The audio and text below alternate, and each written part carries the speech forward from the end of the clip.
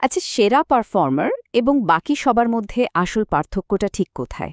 ব্যাপারটা হলো তাদের একটা অদৃশ্য মেন্টাল অপারেটিং সিস্টেম আছে, আর এটাই তাদের সাফল্যের মূল চাবিকাঠি। আজকের এই বিশ্লেষণে আমরা সেই গোপন মানসিক কাঠামোগুলোই এক এক করে খুলে দেখব। আমরা প্রায়ই ভাবি যে দারুণ সাফল্য হয়তো জন্মগত প্রতিভা বা ভাগ্যের জড়িয়ে আসে, কিন্তু আসলে কি ব্যাপারটা তাই, নাকি এর পেছনে এমন কিছু আছে যা আমরা সাধারণত চোখেই দেখতে পাই না? ঠিক এই প্রশ্নটা নিয়েই আমাদের আজকের আলোচনা। আমাদের অনেকেই বিশ্বাস করতে ভালোবাসি যে সাফল্য আসে প্রতিভা, ভালো জিন, বড় বড় যোগাযোগ বা স্রেফ ভাগ্য থেকে। সত্যি বলতে এটা একটা বেশ আরামদায়ক মিথ্যা, কারণ এটা আমাদের নিজেদের ব্যর্থতার জন্য একটা অজুহাত দেয়। কিন্তু গবেষণা বলছে আসল পার্থক্যটা এসবের কিছুই নয়, বরং তাদের চিন্তাভাবনার ধরন। আর সবচেয়ে বড় কথা কি জানেন, এই মানসিকতা যে কেউ শিখতে পারে। আচ্ছা, চলুন এই বিষয়ে আরও গভীরে যাওয়া যাক। ভাবুন তো, বেশিরভাগ মানুষ এমন একটা মানসিক সফটওয়্যার দিয়ে জীবন চালায় যা তাদের গড় ফলাফলের জন্যই প্রোগ্রাম করা। কিন্তু যারা সেরা, তারা তাদের এই অপারেটিং সিস্টেমটা আপগ্রেড করে নেয়। তাহলে চলুন সেই আপগ্রেডটা শুরু করা যাক। সুতরাং মূল কথাটা হলো, আমাদের মন কখনো নিরপেক্ষ থাকে না। এটা হয় আমাদের সাফল্যের দিকে ঠেলে দেয়, অথবা সাধারণত্বের গণ্ডিতে আটকে রাখে। আমাদের প্রত্যেকটা চিন্তা, প্রত্যেকটা বিশ্বাস হয় আমাদের জেতার জন্য একটা দারুণ পরিবেশ তৈরি করছে, অথবা আমাদের হারের জন্য। সেরা পারফর্মারদের মানসিকতার আসল ভিত্তিটাই হলো তারা পৃথিবীকে কিভাবে দেখে। তারা ব্যর্থতা বা চ্যালেঞ্জকে ভয় পায় না, কারণ তাদের কাছে এগুলোর ব্যাখ্যাটাই সম্পূর্ণ ভিন্ন। মনোবিজ্ঞানে একটা দারুণ ধারণা আছে, অপটিমিস্টিক এক্সপ্লেনেটরি স্টাইল। মানেটা খুব সহজ।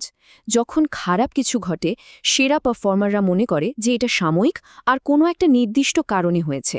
আর যখন ভালো কিছু হয়, তারা বিশ্বাস করে যে এটা তাদের যোগ্যতার কারণেই হয়েছে এবং এটা ভবিষ্যতেও থাকবে। এর একটা বাস্তব উদাহরণ ভাবুন। ধরুন, একটা ব্যবসা 6 মাস পর ব্যর্থ হলো। সাধারণ মানসিকতার একজন ব্যক্তি ভাববে, আমি এই কাজের যোগ্যই নই, এবং হাল ছেড়ে দেবে। কিন্তু একজন উন্নত মানসিকতার ব্যক্তি কি ভাববে? সে ভাববে, এই পদ্ধতিটা কাজ করেনি, এখান থেকে অনেক কিছু শেখার আছে। সে এই শিক্ষাকে পুঁজি করে নতুন উদ্যমে আবার শুরু করবে। দেখুন, একই ঘটনা, কিন্তু মানসিকতার কারণে ফলাফলটা আকাশ-পাতাল তফাৎ।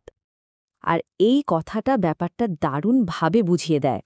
সেরা পারফর্মাররা অস্বস্তি বা চ্যালেঞ্জকে বিপদ হিসেবে দেখে না। তাদের কাছে অস্বস্তি মানে হল তারা নিজেদের সীমানা পার করছেন, তারা শিখছেন এবং বড় হচ্ছেন। এটা তাদের জন্য থেমে যাওয়ার নয়, বরং আরও এগিয়ে যাওয়ার একটা সংকেত। এখন আমরা দেখব সেরা পারফর্মাররা ঠিক কীভাবে তাদের সিদ্ধান্ত নেয় এবং মনোযোগ ধরে রাখে। এটা কোনো জাদু নয়, বরং কিছু সুনির্দিষ্ট মানসিক কাঠামো বা ফ্রেমওয়ার্ক, যা আবেগ সরিয়ে রেখে যুক্তিকে প্রাধান্য দেয়। তাদের সিদ্ধান্ত নেওয়ার প্রক্রিয়াটা খুবই গোছানো। প্রথমে তারা একদম পরিষ্কার করে নেয় যে তারা কি অর্জন করতে চায়। এরপর অতিরিক্ত বিশ্লেষণে না গিয়ে শুধু জরুরি তথ্যগুলো জোগাড় করে। তারা সম্ভাব্য সেরা এবং খারাপ দুটো পরিস্থিতি মাথায় রেখেই পরিকল্পনা করে। আর সবশেষে একবার সিদ্ধান্ত নিয়ে নিলে তারা সেটার উপর পুরোপুরি কাজ করে, কোনো দ্বিধা রাখে না। আর মনোযোগের বণ্টনেও একটা বিশাল পার্থক্য চোখে পড়ে। সাধারণ মানুষের মনোযোগ বিভিন্ন দিকে ছড়ানো ছিটানো থাকে, সোশ্যাল মিডিয়া, নোটিফিকেশন, অপ্রয়োজনীয় কাজ। অন্যদিকে একজন সেরা পারফর্মার তার মনোযোগের প্রায় পুরোটাই, ধরুন ৭৫%, নিজের গুরুত্বপূর্ণ লক্ষ্য অর্জনের জন্য কৌশলগতভাবে কাজে লাগায়। তারা ঠিক জানে কোথায় মনোযোগ দিতে হবে। শুধু ভালো চিন্তা করলেই তো হবে না, সেই চিন্তাকে কাজেও লাগাতে হবে। এই অংশে আমরা দেখব সেরা পারফর্মাররা কিভাবে তাদের জ্ঞানকে ধারাবাহিক কাজে রূপান্তরিত করার জন্য একটা শক্তিশালী এক্সিকিউশন ইঞ্জিন তৈরি করে। আমরা অনেকেই কিন্তু জানি আমাদের কি করা উচিত, কিন্তু এই জানা আর করার মধ্যে একটা বিরাট ফাঁক থেকে যায়। সেরা পারফর্মাররা ঠিক এই ফাঁকটাকেই পূরণ করার জন্য একটা সিস্টেম বানিয়ে ফেলে। পার্থক্যটা ঠিক এখানেই।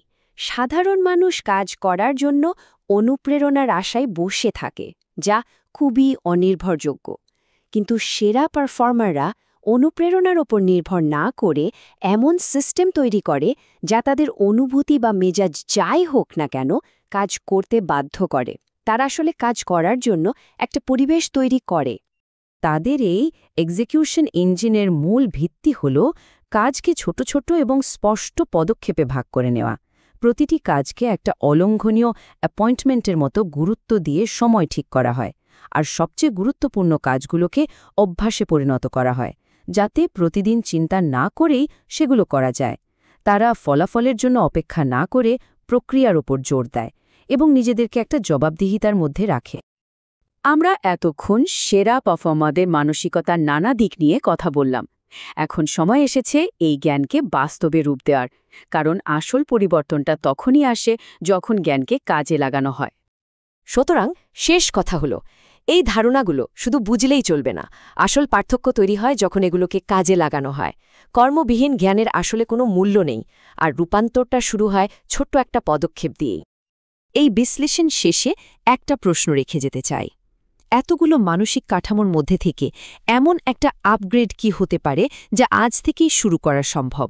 হতে পারে সেটা ব্যর্থতাকে নতুনভাবে দেখা, অথবা সিদ্ধান্ত নেওয়ার কাঠামোটা ব্যবহার করা, বা হয়তো মনোযোগকে আরও ভালোভাবে পরিচালনা করা। পছন্দটা যার যার নিজের, কিন্তু শুরুটা করতে হবে আজই।